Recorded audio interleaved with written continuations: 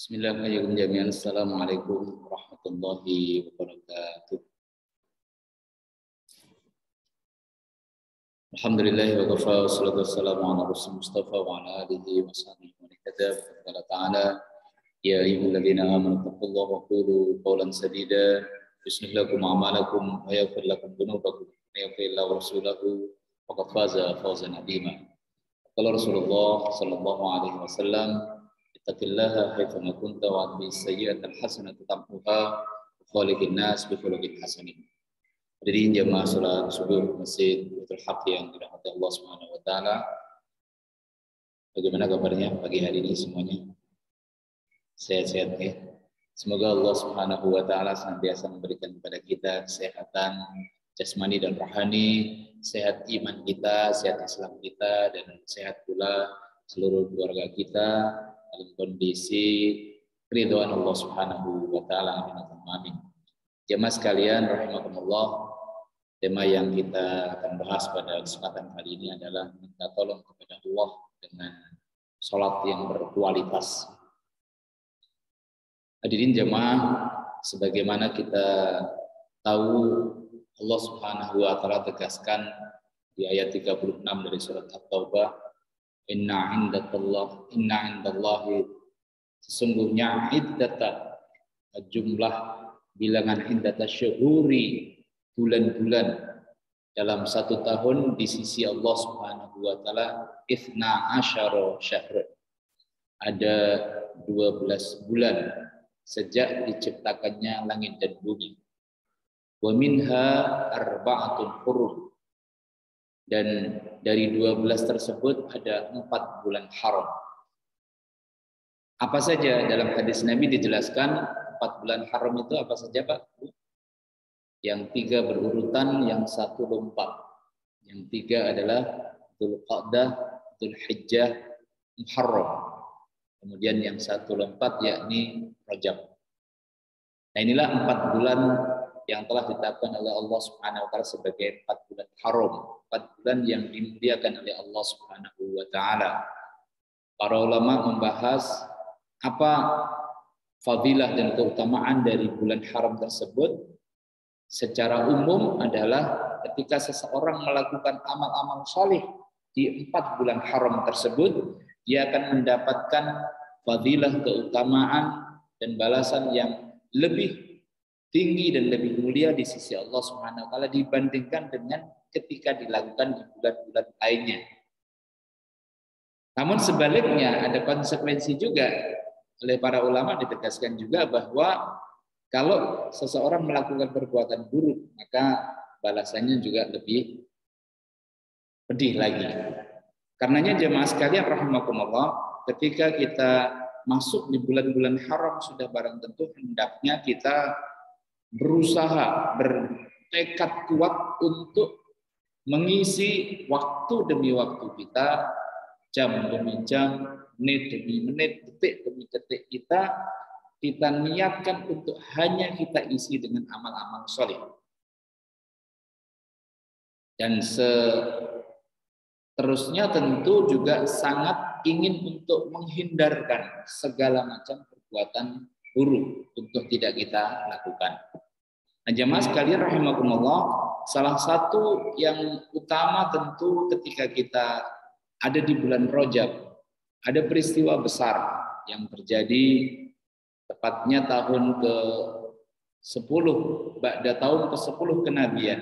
Rasulullah sallallahu alaihi wasallam ditinggal oleh wafat paman beliau Abu Thalib yang selama ini membackup dakwah beliau walaupun sampai akhir hayat beliau tidak muslim, namun keberadaan sepanjang hidupnya Abu Thalib ini cukup membela yang luar biasa terhadap Nabi Shallallahu Alaihi Wasallam, sehingga memang ada ancaman, tantangan, hambatan dan gangguan. Namun tidak separah ketika beliau kemudian sudah meninggal, ketika paman beliau sudah meninggal. Kesedihan itu kemudian dilengkapi lagi dengan wafatnya istri beliau tercinta yakni Khadijah radhiyallahu anha. Sehingga para mu'arrikh menyebut, para ahli sejarah menyebut tahun tersebut adalah Amul Huzni, tahun kesedihan yang luar biasa mendalam. Pada saat itulah tentu Rasulullah SAW masih terus berusaha dan melaksanakan tugasnya untuk berdakwah. Namun nampaknya Mekah ini sudah stuck. Penduduk Mekah sudah enggak seberapa ada yang masuk Islam. Di samping juga ancaman, tantangan, dan gangguan dari orang-orang kafir Quraisy, tokoh-tokoh kafir Quraisy menjadi lebih masif lagi dengan ketiadaan Abu Thalib. Karenanya Rasulullah berusaha untuk mencari wilayah baru. Dan tempat yang beliau datangi adalah Taif. Namun apa yang terjadi ketika di Taif? Ternyata di sana juga mengalami penolakan yang luar biasa. Sampai beliau bahkan sepulang ketemu dengan beberapa tokoh, dingin saja ketika ketemu dengan tokoh-tokoh Taif, itu beliau dingin, mereka dingin. Tapi begitu pulang, ternyata sudah disiapkan preman-preman dan anak-anak di pinggir jalan itu untuk melempari Rasulullah SAW dengan batu sampai beliau berdarah. Saking luar biasanya kejamnya mereka di dalam melempari batu Nabi SAW sampai berdarah-darah itu. Ini yang gemes bukan lagi manusia, tapi malaikat yang gemes datang kepada Nabi. Aku diperintahkan Allah, kalau engkau perkenankan, aku akan timbulkan bukit yang ada atau gunung atau bukit yang ada di Taif itu untuk penduduk Taif yang melempari. Kata Nabi SAW, jangan mereka melakukan yang demikian karena tidak paham atau karena tidak tahu. Justru aku berharap dari anak keturunan mereka nanti akan menjadi orang-orang yang mengesahkan Allah dan tidak syirik dan menjadi pembela dari agama-agama ini. Dan benar doa Nabi ini, harapan Nabi ini kemudian terwujud wabil khusus ketika ada masa riddah, kemurtatan yang cukup banyak pada saat Rasulullah wafat. Ketika digantikan oleh Abu Bakar As-Siddiq, gelombang kemurtatan luar biasa. Namun ada 3 penduduk kota yang tidak ada kemurtatan, yakni Mekah, Madinah, dan Taif. Hadirin jamaah sekalian rahimakumullah, pasca itu ternyata ketika penolakan demi penolakan, ancaman demi ancaman, tantangan dan gangguan dilakukan oleh masyarakat ketika mereka didakwai oleh Nabi SAW, ternyata Allah Subhanahu wa Ta'ala yang justru kemudian menginginkan makhluk mulia, termulianya, hambanya, utusannya Rasulullah Muhammad SAW ini untuk dipanggil langsung oleh Allah Subhanahu wa Ta'ala dalam peristiwa Isra Mi'raj. Di mana peristiwa Isra Mi'raj adalah sebuah peristiwa yang luar biasa besar, maha dahsyat. Kenapa? Karena tidak ada satupun makhluk yang lain kecuali beliaulah Rasulullah SAW yang langsung dipanggil oleh Allah Subhanahu wa Ta'ala dengan perjalanan Isra Mi'raj tersebut. Karenanya jemaah sekalian rahimakumullah, begitu dahsyatnya ini Allah Subhanahu wa Ta'ala abadikan sebagaimana kita hafal di surat Al-Isra ayat pertama, subhanalladzi asra bi 'abdihi lailan min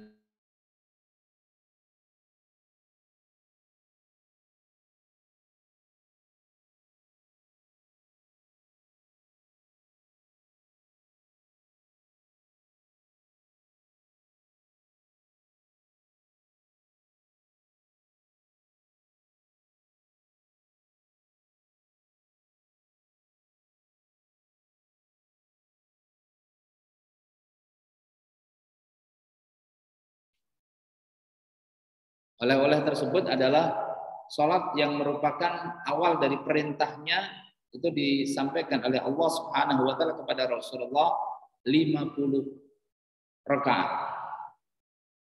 50 rakaat. 50 kali. 50 kali. Berarti kalau 50 kali dalam 24 jam berapa? Tiap berapa menit, Pak? Setengah jam. Setiap setengah jam salat, insyaallah. 50 kali. Karenanya kemudian ketika ketemu Nabi Musa, "Loh, umatku ini kuat-kuat, gede-gede, kuat-kuat. Minta keringanan Muhammad." Akhirnya beliau bolak-balik beberapa kali karena sekali lapor lagi kepada Allah minta keringanan itu diberi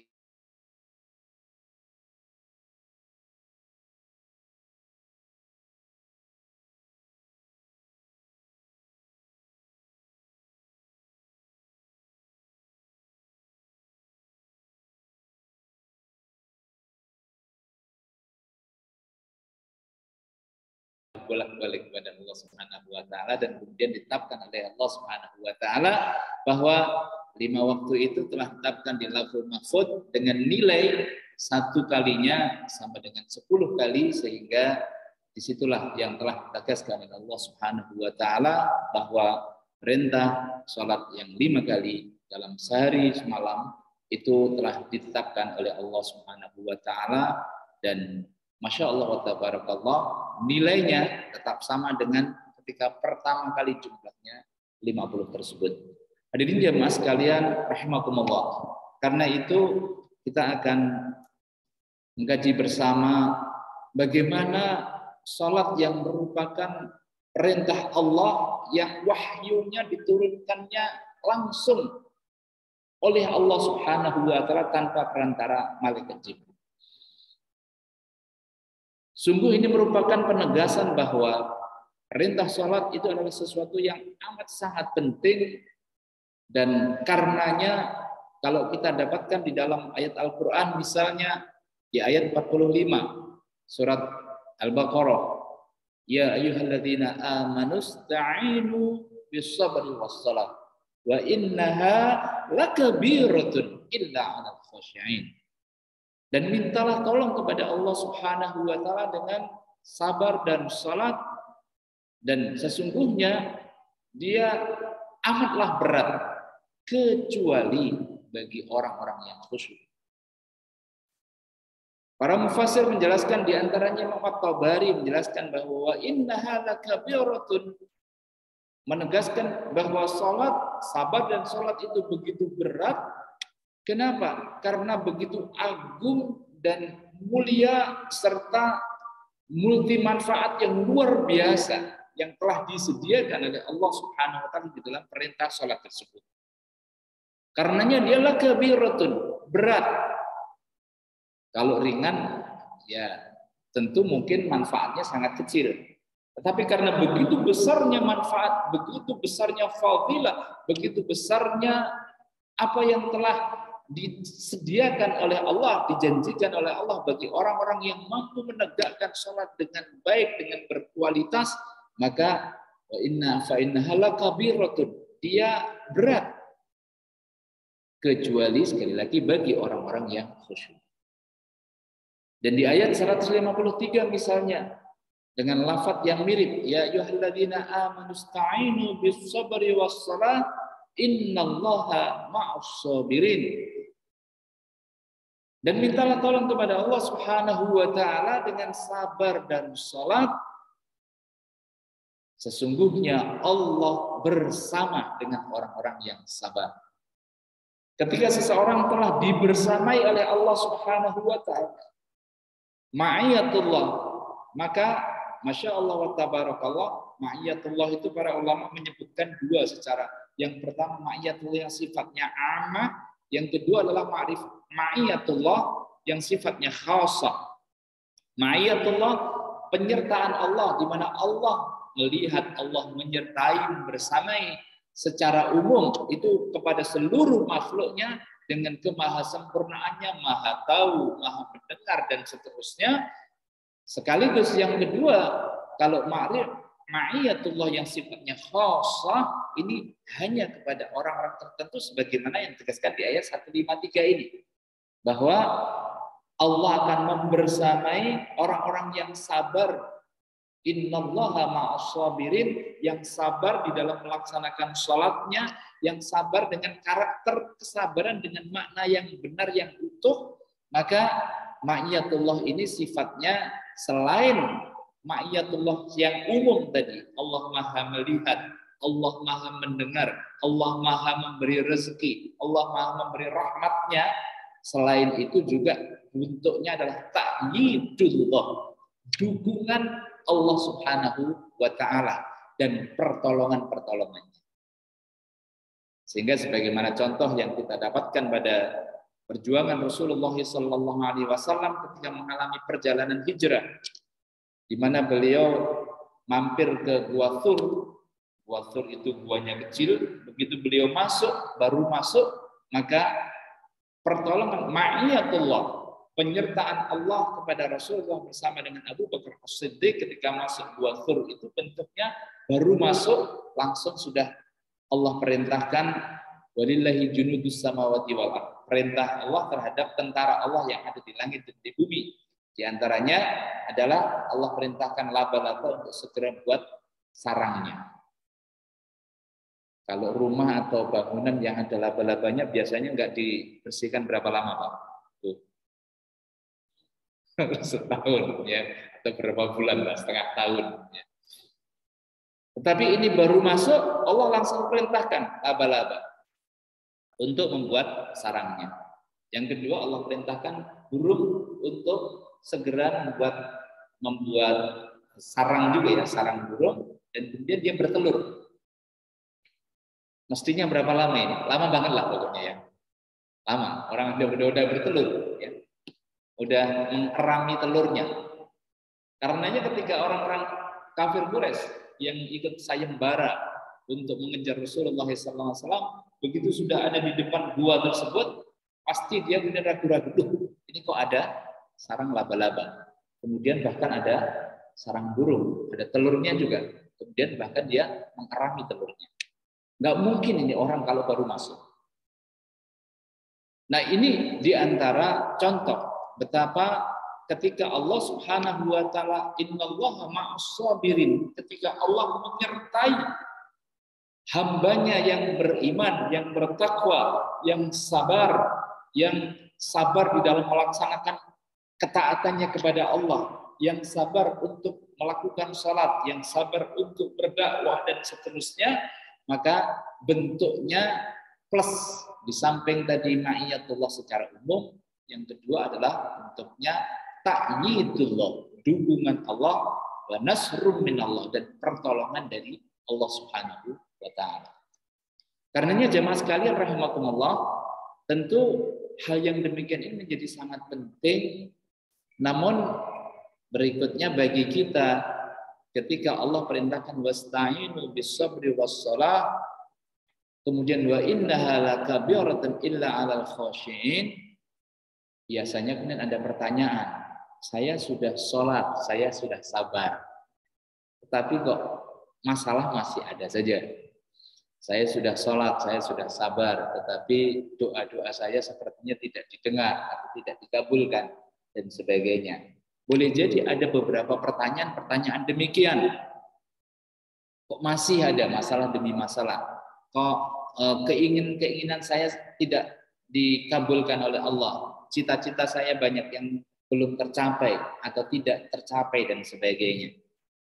Maka ketika kemudian muncul pertanyaan-pertanyaan demikian, haruslah kita kaji lebih mendalam lagi. Lantas apakah kemudian sembarang sholat dan sembarang atau orang mengatakan dia sabar hingga kemudian pertolongan Allah itu akan diturunkan kepadanya?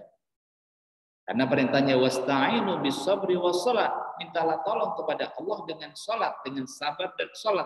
Maka salat yang seperti apa yang bisa menghadirkan pertolongan Allah Subhanahu wa taala kepada kita semuanya? Nah, jemaah sekalian rahimakumullah, karena itu saya ingin mengawali dengan salah satu kisah yang disebutkan oleh Imam Ibnu Katsir di dalam tafsir beliau ketika menafsirkan surat An-Naml ayat 62.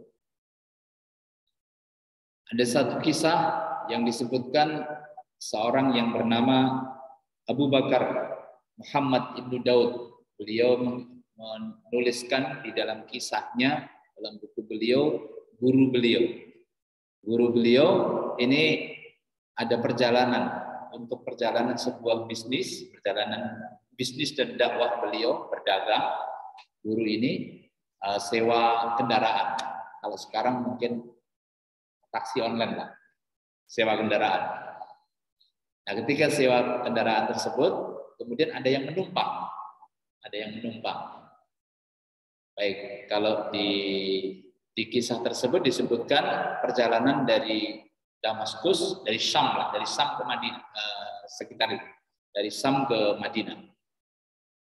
Nah, dalam perjalanan itu kemudian ada yang menumpang. Oke, akhirnya jalan. Begitu jalan menumpang, ternyata yang menumpang ini minta dilewatkan jalan yang tidak biasanya. Bapak, tolong melewat jalan sini saja. Ini jalan pintas yang saya paham. Ya, saya paham jalan ini lebih cepat untuk sampai ke tujuan. Agak ragu sebenarnya, tetapi oke lah kalau diikut. Begitu terus berjalan, ternyata menjadi lebih sepi, bahkan ada lewatin beberapa jurang, dan di jurang itu ternyata banyak sekali mayat. Sampai di situ kemudian si yang numpang tadi memberhentikan dan kemudian mencabut pedangnya mau membunuh. Turunlah beliau, lari, tapi kemudian dikejar. Kata gurunya ini, ya, sudahlah, harta dan ini Anda miliki saja. Kenapa Anda mau mengejar teman saya? Enggak. Kalau saya melepaskan Anda, pasti Anda akan nanti ngomong atau lapor atau ngomong kepada orang. Dan aksi saya kemudian pasti ketahuan. Jadi ini perampok merampok barangnya sekaligus orangnya pasti dibunuh. Makanya kemudian, ternyata akhirnya banyak mayat yang bisa dilihat di jurang tersebut. Jemaah sekalian rahimakumullah, lanjut kisah ini akhirnya oke lah, kalau demikian akhirnya menyerah. Baiklah. Kalau demikian saya juga tidak bisa melawan dan seterusnya. Ya. Namun saya minta tolong, minta waktu sebentar saja sebelum Anda bunuh. Ya. Sebelum Anda bunuh, saya mau sholat dulu 2 rakaat. Baiklah, silakan. Nggak ada ruginya bagi perampok, untuk perampok ini. Nggak ada ruginya, silakan. Tapi cepat ya. Akhirnya si gurunya dari Abu Bakar Muhammad Ibnu Daud ini, ya, beliau sholat karena berarti ini sholat terakhir, Pak, betul ya? Kemungkinannya, ya. Imam Al-Ghazali itu memberikan tips untuk bisa sholat khusyuk. Salah satunya adalah anggaplah bahwa sholat kita adalah sholat yang terakhir. Dan kita ingin sekali agar sholat ini benar-benar diterima oleh Allah Subhanahu wa Ta'ala. Karena sholat yang terakhir berarti luar biasa sungguh-sungguh untuk berharap diterima oleh Allah Subhanahu wa Ta'ala dengan kualitas sholat yang terbaik. Namun begitu kemudian sudah mulai sholat, kemudian melaksanakan sholat dengan baik, mau membaca ayat Al-Qur'annya setelah Al-Fatihah, itu tidak ada yang diingat sama sekali.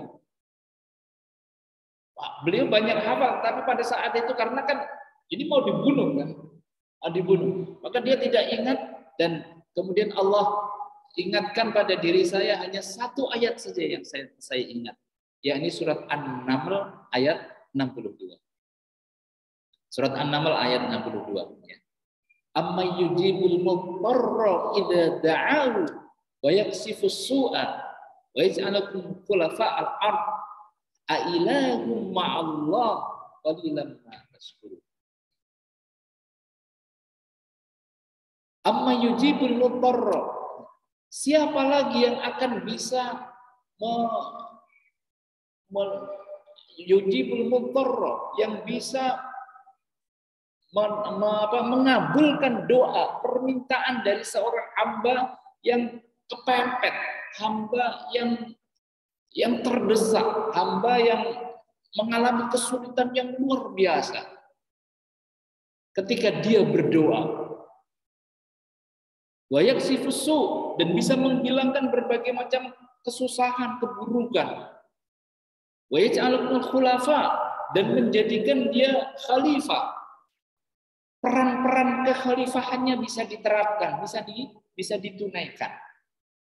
Siapa lagi zat yang bisa mengabulkan itu semuanya, yang bisa menghilangkan berbagai macam kesusahan, keburukan, permasalahan? Siapa lagi yang bisa menolongnya untuk bisa menunaikan tugas-tugas dalam kehidupannya? Ailahum Allah, apakah ada ilah selain Allah? Hadirin jamaah sekalian rahimakumullah, ayat inilah yang dihafal oleh satu-satunya yang dihafal, dan kemudian Allah gerakkan saya untuk membaca ayat ini. Setelah selesai sholat, apa yang terjadi jemaah sekalian rahimakumullah? Dia kaget, kemudian berdoa kepada Allah Subhanahu wa taala dengan sangat khusyuk. Ini perampok, ayo cepet, cepet begitu. Dia berdoa dengan sangat khusyuk. Begitu selesai berdoa, kemudian dia lihat dari ini kan tanahnya agak tertutup gitu. Maka dari ujung gang itu kemudian ada penunggang kuda yang langsung datang dengan sangat cepat. Ada beberapa riwayat yang menyebutkan dia pakai panah, tapi kemudian ada yang menyebutkan ada yang pakai pedang, ada yang pakai tombak. Tapi intinya ya, dengan senjata yang dibawa oleh penunggang kuda yang baru datang ini, penunggang kuda dengan sangat cepat, dia akhirnya ada yang menyebutkan tadi, dia panah, dia tombak atau pedang. Itu kemudian dilemparkan tepat mengenai jantung dari si perampok tersebut. Dan segera perampok tersebut mati. Maka begitu dia selesai sholat dengan khusyuk dan berdoa, segeralah kemudian dia digandolin ini penunggang kuda ini. Siapa Anda? Siapa Anda? Siapa Anda? Maka sang penunggang kuda ini cerita bahwa saya adalah utusan Allah Subhanahu wa taala. Saya adalah malaikat Allah Subhanahu wa taala. Ketika engkau berdoa, yang pertama, dia doanya itu diulang 3 kali. Ketika engkau berdoa yang pertama, bergerincing langit, pintu langit. Kemudian berdoa lagi yang kedua, semakin bergerincing lagi. Kemudian berdoa yang ketiga, kemudian diperintahkan siapakah di antara kalian, wahai malaikat Allah yang ingin menolong ini. Maka malaikat dari langit yang ketiga ini kemudian turun untuk segera kemudian menolong hambanya ini. Hadirin jemaah sekalian rahimakumullah. Peristiwa yang dimaktubkan di dalam tafsir Ibnu Katsir di antaranya ini menegaskan kepada kita betapa ketika seseorang melakukan sholat dengan benar yang sangat berkualitas, maka bentuk ma'iyatullahnya, penyertaan Allahnya itu adalah ta'yidullah wa nasrun minallah. Bentuknya adalah dukungan dan pertolongan Allah Subhanahu wa taala. Sehingga sholat yang seperti itulah yang akan mengantarkan seseorang untuk benar-benar bisa mendapatkan dan menurunkan pertolongan Allah kepada hambanya. Hadirin jemaah sekalian rahimakumullah, maka kita ringkas dalam sholat, penjelasan sholat yang seperti apa sehingga bisa menurunkan pertolongan Allah Subhanahu wa taala. Kita ambil dari ayat 45 dan 46 dari surat Al-Baqarah yang kita baca tadi. Ya ayyuhalladzina amanu ista'inu bis-sabri was-shalah wa innaha lakabiratun illa 'alal khashiyin. Berarti orang-orang yang khusyuk di dalam salatnya. Seperti apa orang yang khusyuk di dalam salatnya? Di ayat 46-nya dilanjutkan, ya. Yakni alladzina yadhunnuna annahum mulaqu rabbihim wa annahum ilaihi raji'un. Orang-orang yang khusyuk salatnya itu adalah orang-orang yang menyertakan kedua hal utama di dalam dirinya. Karena salat itu adalah zahiratan wa batinatan. Salat ini adalah ibadah yang sifatnya adalah zahir sekaligus batin. Maka orang yang khusyuk itu adalah orang yang menyertakan keduanya, zahir dan batinnya. Dia sholat dengan lahiriah dan batiniyahnya, dia benar-benar sholat pada menghadap kepada Allah Subhanahu wa taala. Imam At-Tabari ketika menjelaskan, menafsirkan ayat 46-nya, alladzina yadhunnuna annahum mulaqu rabbihim, itu dzan di sini ini maknanya ada dua di dalam Al-Qur'an. Dzan yang pertama adalah dzan prasangka.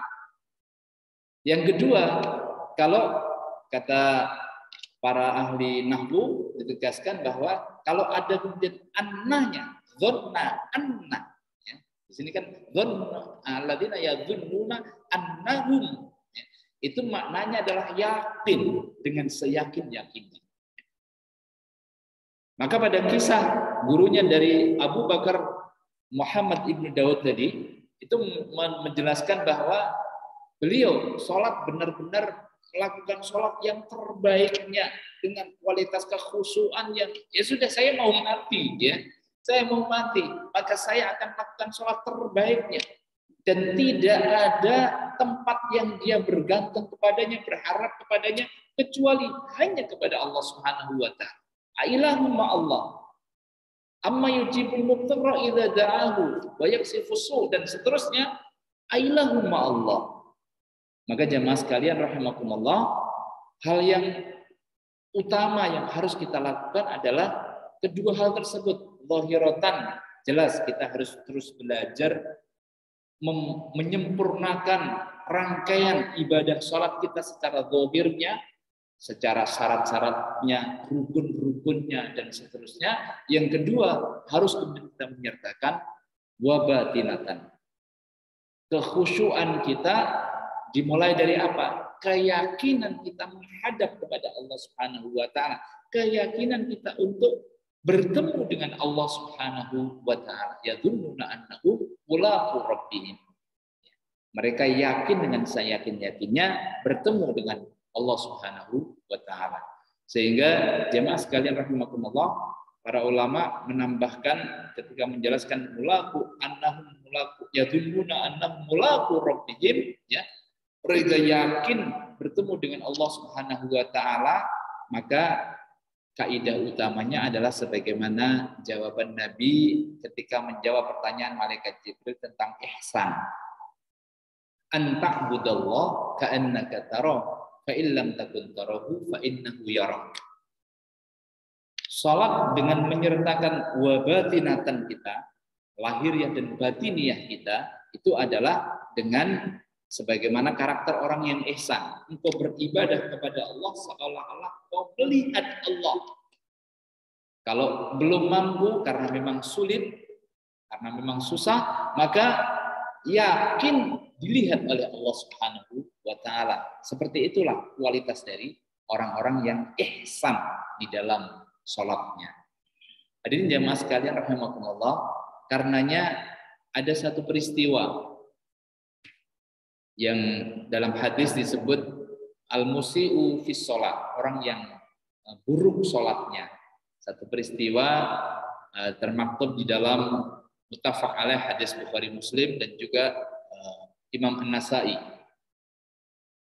Ada satu Rasulullah SAW bersama dengan sahabat, kemudian ada datang sahabat. Ini masuk Islamnya agak barusan, ya, awal-awal masuk Islam. Kemudian masuk, kemudian sholat. Nah, begitu selesai sholat, dan mendatangi Nabi, dan salam. Assalamualaikum ya Nabi. Waalaikumsalam. Kata Nabi SAW, irji fasalli fa innaka lam tusalli. Ini orang baru sholat tadi, itu dikatakan oleh Nabi, ulangi lagi, ya, sholatmu karena engkau belum sholat. Artinya sholatnya tadi nggak sah. Akhirnya sholat lagi, 2 kali. Begitu sholat lagi yang kedua kali, ya, selesai, datang lagi kata Nabi SAW, irji fasalli fa innaka lam tusalli. Ulangi sholatmu karena engkau belum sholat.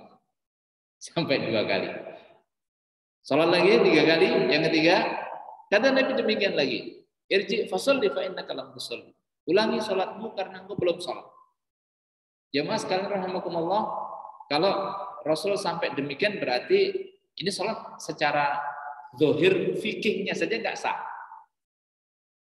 Nggak sah, karena sampai Rasulullah perintahkan untuk mengulangi. Beda dengan ada seorang sahabat. Suatu ketika Rasulullah sholat sudah ruku. Kemudian ada yang baru datang, baru masuk, kemudian begitu kayak sekarang di pintu begitu. Ini kan udah ruku. Ini sahabat ini langsung takbiratul ihram, kemudian ruku, dari pintu itu jalan ke shaf. Selesai salat ditanya oleh Nabi, tadi ada yang melakukan sesuatu saya wahai Nabi. Kata Nabi Sallallahu Alaihi Wasallam, jangan kau ulangi lagi, jangan kau ulangi. Maksudnya perbaiki sholatmu. Ini kan karena terlambat ya, dia tidak ingin terlambat.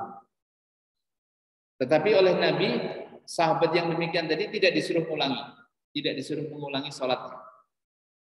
Nah kalau yang tadi itu irji fasalli fa innaka lam tusalli, ulangi sholatmu karena belum sholat. Maka sahabat yang disuruh mengulangi tadi itu bilang kepada Nabi Sallallahu Alaihi Wasallam, wahai Nabi, itu sholat yang saya tahu, sholat yang terbaik yang saya tahu demikian. Karenanya fa'allimni, ajarkan kepadaku bagaimana cara sholat. Nah dalam hadis itu kemudian jemaah sekalian rahimakumullah ditegaskan oleh Nabi Sallallahu Alaihi Wasallam, idza aradta an tusalliya, kalau engkau ingin sholat maka ya fatawadda wudulah fa ahsin wudu'a, perbaikilah kualitas wudu. Jadi wudunya harus diperbaiki. Ini yang pertama. Yang kedua, ya, kemudian beliau menjelaskan rukun-rukun sholat. Yang para ulama menyebutkan, ada yang menyebutkan 13, 17 dan seterusnya, tapi intinya sama. Intinya sama, yakni dimulai dengan takbiratul ihram, kemudian ruku, membaca Al-Fatihah, kemudian ruku dengan tumak nina, i'tidal dan berdiri dengan tumak nina, kemudian sujud, dua sujud ya, dengan tumak nina, duduk antara dua sujud dengan tumak nina, sujud tasyahud, kemudian tasyahud, membaca sholawat dan seterusnya sampai salam. Maka jemaah sekalian rahimakumullah, hadis muttafaq alaih dan juga hadis Imam An-Nasa'i yang termaktub di dalam Al-Musi'u fi Shalah ini disepakati oleh para ulama sebagai rukun-rukun sholat. Secara fikihnya, maka rukun ini yang tidak boleh tertinggal. Rukun ini yang harus ada. Kalau tidak ada, maka Rasul sampai memerintahkan irji fasolli fa innaka lam tusalli. Berikutnya yang lainnya adalah yang sunnah-sunnah. Di hadis-hadis yang lain sebagai penyempurna dari yang sunnah-sunnah. Ya. Itu tentu kemudian harus terus kita belajar untuk terus menyempurnakan kualitas dari sholat-sholat kita. Nah dari hadis Nabi SAW al-musi'u fi sholah, orang yang buruk sholatnya sehingga oleh Nabi diperintahkan untuk mengulangi dan kemudian beliau mengajarkan ini, menegaskan kepada kita akan pentingnya benar-benar kita satu melakukan perbaikan terus-menerus kualitas dari sholat kita, dan kemudian ditambah bersamaan dengan itu adalah menghadirkan wabatinatan, selain memperbaiki zahirnya tadi hukum-hukum fikih dari sholatnya tersebut, maka kita harus menghadirkan batin kita di dalam sholat, yakni illa alal khosyiin alladzina yatununa annahum mulaqu rabbihim wa annahum ilaihi raji'un, dan juga berkualitas anta'budallah ka'annaka tara fa illam takun tarahu fa innahu yara. Hadirin jamaah sekalian rahimakumullah, sebagai akhir dari pembahasan kita pada kesempatan kali ini adalah 5 tingkatan yang disebutkan oleh Imam Ibnu Qayyim Al-Jauziyah, orang-orang model atau level sholat seseorang. Ini yang melakukan sholat, bukan yang tidak sholat. Yang pertama adalah kata Ibnu Qayyim Al-Jauziyah, yang paling rendah itu adalah orang yang pokoknya sholat tadi. Kalau dalam bahasa hadis yang kita sebutkan tadi, itu bisa masuk pada kategori al-musi'u fi shalah. Kenapa? Karena orang level paling rendah ini, dari kelima level tersebut, kata Ibnu Qayyim Al-Jauziyah, itu orang yang sudah tidak memperhatikan rukun-rukunnya, syarat-syarat sahnya, kemudian rukun-rukunnya, baik wudunya maupun sholatnya. Maka orang yang demikian ini, kata Ibnu Qayyim Al-Jauziyah, masuk pada kategori fawailul lil musallin alladzina hum an salatihim sahun. Celakalah orang-orang yang sholat. Loh, orang sholat kok celaka? Ya. Kenapa? Alladzina hum an salatihim sahun. Karena dia lalai. Lalai dalam bab ini bukan lali bahasa Jawa, ya. Kalau lali kan lali lupa gak sholat, bukan. Tetapi lalai dalam artian dia tidak memperhatikan syarat-syarat rukun-rukunnya. Kalau masih ada nabi di zaman nabi atau mungkin ada ustadz, ada dai, ada ulama yang mengingatkan sholatlah kamu, ya, ulangi sholatmu, begitu alhamdulillah. Kalau tidak ada, maka masuk pada kategori yang kelima ini. Orang yang demikian ini kata Ibnu Qayyim al-Jauziyah, dia bisa disiksa karena sholat. Yang kedua, level 2 adalah orang yang sudah mulai memperhatikan secara fikihnya.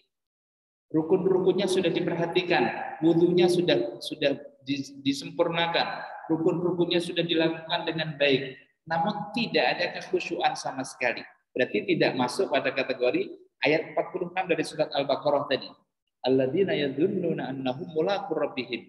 Ya sudah, benar secara fikihnya sah, tetapi hatinya tidak ikut di dalam sholat tersebut. Pikirannya entah kemana. Pikiran dan hatinya entah kemana. Nah, orang yang demikian ini, kata Ibnu Qayyim al-Jauziyah, akan dihisab dengan detail oleh Allah Subhanahu wa taala. Imma bisa jadi diampuni oleh Allah Subhanahu wa taala atas kekhilafannya, kelalaiannya, atau terserah keputusan Allah Subhanahu wa taala atas hal tersebut. Nah, level yang ketiga adalah orang yang khusyuk pada bagian-bagian tertentu, namun dia lalai dalam bagian-bagian yang lainnya. Kalau ini biasanya waktu apa, Pak? Masing-masing kita mungkin bisa mengevaluasi sholat kita. Karena tipnya Ibnu Qayyim al-Jauziyah, kalau orang yang level 3 ini, ya khusyuk bagian tertentu, tidak khusyuk di bagian yang lainnya. Di bagian-bagian yang kita bisa khusyuk, maka pertahankan. Misalnya pada saat kita berdiri bersama dengan berdiri kan waktu berdiri itu kan 3 rukun sekaligus.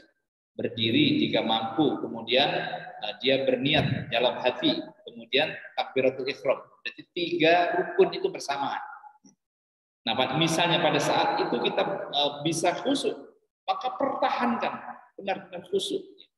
Allahu Akbar. Benar-benar khusyuk ini pertahankan. Dan di bagian-bagian yang dimana kita bisa khusyuk.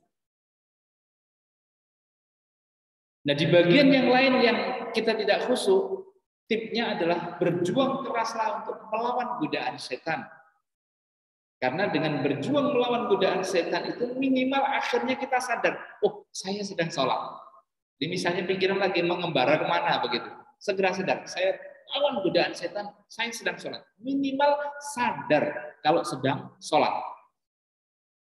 Nah, bila kita masuk pada kategori level yang ketiga dan kemudian kita ingat ada bagian-bagian tertentu yang tidak khusyuk dan kita berjuang keras melawan godaan setan, maka insyaallah ini akan mendapatkan, bisa jadi akan mendapatkan pahala penuh dari Allah Subhanahu wa taala. Dan level yang keempat adalah orang yang full khusyuknya. Level yang kelima, sebagaimana tadi, kriteria orang yang ihsan, an ta'budallah ka'annaka tarah, fa in lam takun tarahu fa innahu yarah. Engkau beribadah kepada Allah, menghadirkan Allah, menghadap, melihat Allah, seolah-olah ka'annaka tarah, melihat Allah. Kalau tidak mampu, yakin dilihat oleh Allah Subhanahu wa taala. Bapak Ibu kalau berhadapan dengan pejabat atau pemimpin yang berwibawa begitu, kira-kira pada saat di hadapan Bapak Ibu bisa main-main nggak? Ada kesempatan untuk main-main, main HP begitu, bisa nggak? Saya kira kalau ini masalah yang sangat penting, orangnya sangat berwibawa, kemudian sesuatu yang waktunya juga tidak panjang, ya, maka pastinya kita akan prioritaskan, kita akan memperhatikan dengan penuh. Nah, kepada orang saja, kepada pemimpin saja, kepada orang yang tinggi derajatnya saja kita seperti itu, maka hendaknya minimal tadi, kalau ingin masuk pada kategori ihsan, itu adalah kita yakin dilihat oleh Allah Subhanahu wa taala. Sedangkan Allah adalah Maha melihat, bukan hanya melihat fisik kita, tetapi juga melihat hati kita, melihat apa yang terlintas di dalam pikiran dan hati kita. Sehingga inilah perjuangan kita untuk benar-benar bisa khusyuk, itu yakin dengan seyakin-yakinnya dilihat oleh Allah Subhanahu wa taala keseluruhan dari diri kita, zahiratan wa batinan, lahir dan batin kita. Nah, jemaah sekalian rahimakumullah, itulah 5 tingkatan yang dengan demikian salah satu yang tentu sangat kita inginkan ketika kita bisa bersungguh-sungguh dan kemudian kita bisa terus memperbaiki kualitas. Misalnya kita tadi di level 2, maka terus tingkatkan sampai kepada level yang ketiga. Ketika level ketiga, pertahankan terus dan terus berjuang. Sempurnakan kita dengan belajar secara fikihnya kita sempurnakan, sunnah-sunnahnya kita sempurnakan, dan kemudian wabatinatannya juga kita hadirkan. Jamaah sekalian rahimakumullah, bila hal ini benar-benar sungguh-sungguh kita lakukan, maka Allah Subhanahu wa taala janjikan, ya, tegak aqimus shalah, ya, innas sholata tanha 'anil fahsya'i wal munkar. Tegakkan salat, karena salat itu akan memberikan manfaat yang luar biasa, di antaranya adalah akan bisa menjadi daya cegah bagi seseorang terhadap perbuatan keji dan munkar. Perbuatan keji, fahsya, ini adalah berbagai macam perbuatan buruk yang sifatnya adalah dari syahwat. Kemudian munkar, berbagai macam perbuatan-perbuatan buruk yang di luar syahwat. Di luar syahwat berarti karena harta, karena tahta dan seterusnya. Karena kebodohan, karena penyakit-penyakit hati dan sebagainya. Nah, yang demikian itu akan bisa tercegah ketika orang memiliki kualitas salat yang benar-benar khusyuk dan berkualitas, dan dengan demikian maka pertolongan Allah Subhanahu wa taala akan turun. Apa saja bentuk pertolongannya? Banyak banget. Setidaknya ya, tadi dia akan menjadi pencegah dari perbuatan keji dan munkar. Yang berikutnya di surat Toha misalnya, ketika Allah perintahkan wa'mur ahlaka bis-shalah, perintahkanlah keluargamu untuk salat, wastabir 'alaiha, dan sabarlah untuk menegakkannya, sabarlah untuk terus mengajak keluargamu untuk menegakkan salat. Maka wastabir 'alaiha la nas'aluka rizqa nahnu narzuquk. Allah tidak minta kepadamu rezeki, bahkan kamilah yang akan memberikan kepadamu rezeki.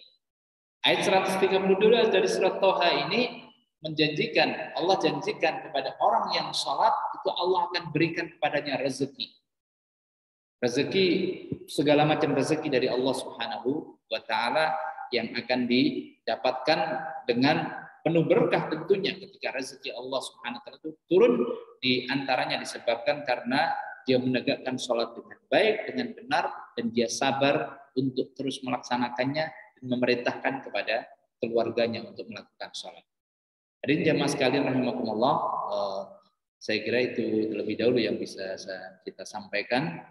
Bagaimana tip secara mendalamnya, kita harus lanjutkan belajar kita untuk memahami nanti gerakan-gerakan sholatnya, lafaz-lafaz yang disunnahkan untuk kita baca, yang diwajibkan atau yang disunnahkan.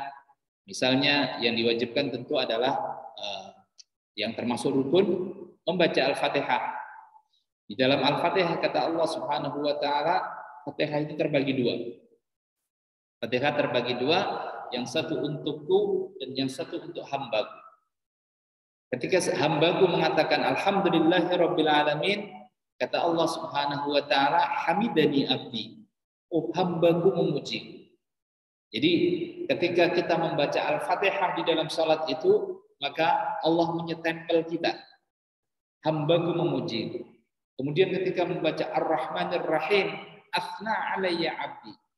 Hambaku memuja-mujaku, menyanjung-nyanjungku. Jadi distempel oleh Allah, oh ini hambaku yang menyanjung-nyanjungku, yang memuja-mujaku. Maliki yaumiddin, di samping kita memahami artinya, ya, Ar-Rahmanir Rahim, yang maha pengasih, yang maha penyayang. Kemudian Maliki yaumiddin, yang menguasai hari pembalasan, memahami artinya sekaligus yakini bahwa pada saat itu Allah kemudian langsung menjawabnya. Majjadani abdi. Begitu kita membaca iyyaka na'budu wa iyyaka nasta'in, apa Pak, Bu, artinya? Hanya kepadamu kami menyembah, beribadah, hanya kepadamu kami minta pertolongan, kata Allah Subhanahu wa taala, ini adalah perjanjian antara aku dan hambaku. Sehingga pada saat kita membaca iyyaka na'budu wa iyyaka nasta'in, itu adalah MOU baru kita dengan Allah. Dan kalau kita 5 kali di dalam sehari ini sholat dengan menyertakan hakikat batin kita dan memahami dari bacaan-bacaan kita, Masya Allah, kita memperbarui MOU antara kita dengan Allah. Ini adalah perjanjian antara aku dan hambaku ketika kemudian membaca ihdinas siratal mustaqim, kata Allah, diulangi lagi oleh Allah, ini adalah perjanjian antara aku dan hambaku, wali abdi mas'al, dan bagi hambaku apa yang dia minta.